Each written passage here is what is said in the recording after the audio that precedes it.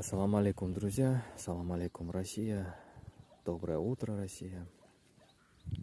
Сегодня 2 октября 2023 года.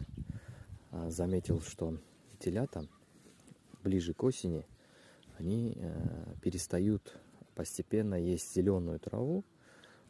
Даже если она есть вокруг, они себе начинают подыскивать более желтую, пожелтевшую, сухую траву. Вот. Для меня это, конечно, открытие.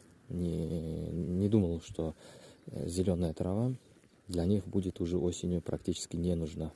Видимо, для желудка не очень-то и полезно, поэтому они едят себе, выщипывают желтую высохшую траву, даже если есть зеленая. Так что для тех, кто не знал, вот, знаете, подсыпайте им обязательно вечером сухую траву.